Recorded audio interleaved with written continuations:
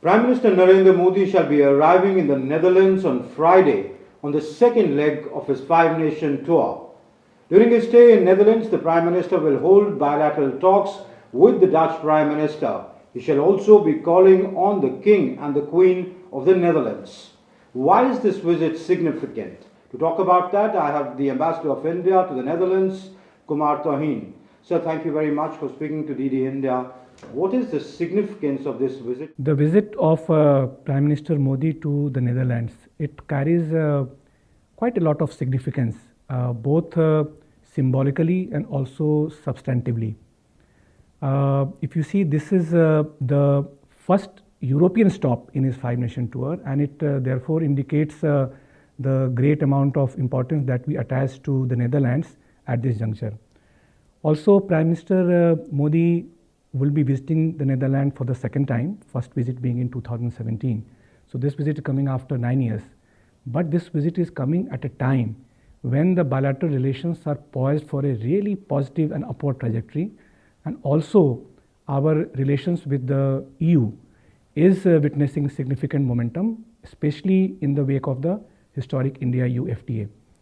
Also, this visit comes early in the tenure of the new government in the Netherlands, and therefore this will provide a very good opportunity for the both leaders to review the relationship, take a stock of where we stand, consolidate some of the gains, and also chart a new path for the future.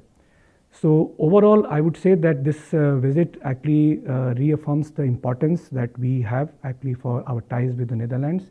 And at the highest level, at the political level, this will be a time for reaffirming our ties with the Netherlands and our partnership with this country.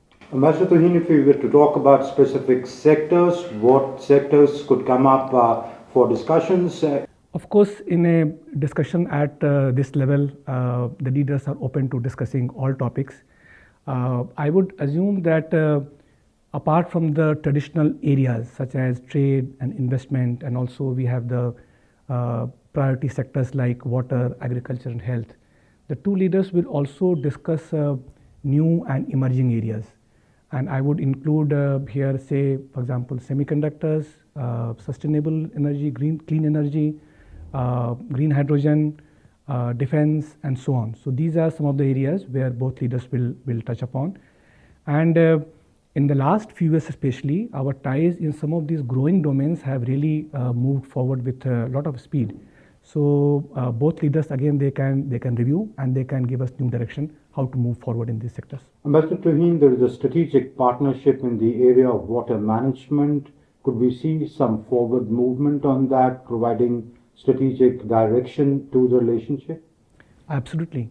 And in fact, if you see, Netherlands is a country which everybody knows this is on an average several meters below the sea level, and therefore in terms of innovative water technology, water management, this country is home to a large number of companies which are renowned worldwide. After the 2021 virtual summit between the two countries, we had established a strategic partnership in the area of water. There is also a joint working group which is working in this sector. Already Dutch companies and lot of entities are active in India in terms of Namami Gange, in terms of flood control.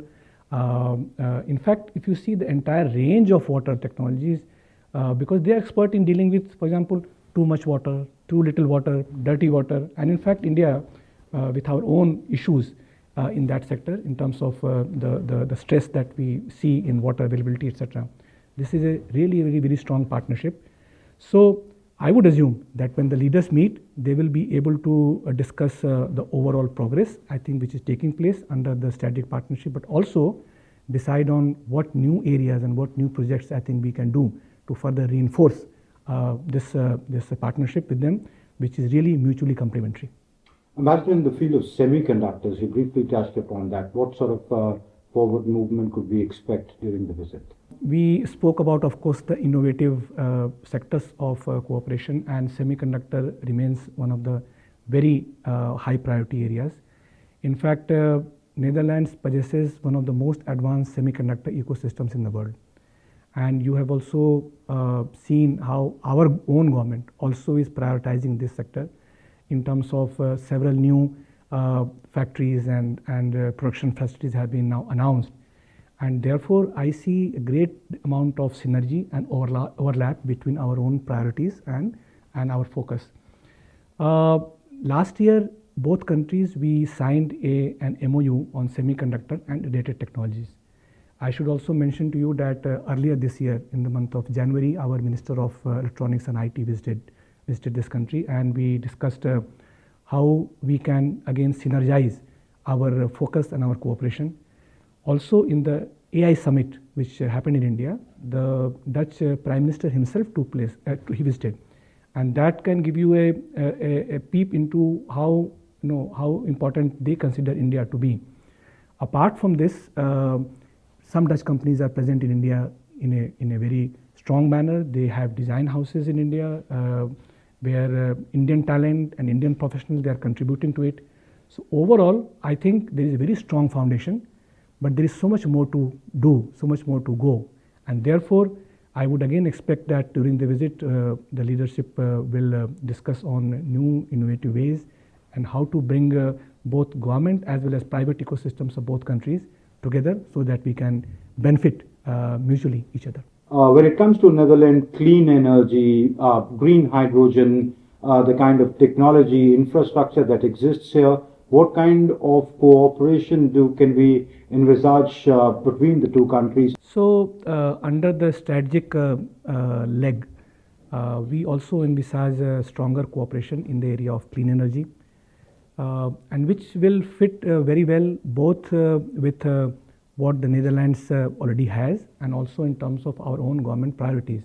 We have already committed to a net zero commitment by a certain date. We are also undertaking a very strong program of clean energy transition in India. Netherlands again is home to a large number of companies which are world renowned in this sector. So I would assume again that this is a very strong area where we can work together. In the area of, for example, green hydrogen, now we are giving a lot of importance, and a number of production facilities have come up in India. In EU and in Netherlands, this is already at a little more advanced stage. So therefore, how we can again leverage each other's facilities, and also whether we are able to bring some of the green hydrogen from India into Europe through Rotterdam, that could be again examined, considered. We also have some of the professionals in India who especially who are doing work in IITs and other premier institutions. We are also tying them up with some other permanent institutions here in Netherlands, and I think this will also become a topic for cooperation and also strengthening cooperation. I should also remind here that Netherlands is a member of the International Solar Alliance. They are also a member of CBRI.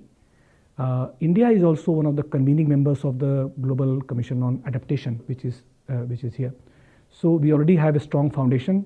There is a complementary need and a strength. So I think stage is all set for taking off to new heights.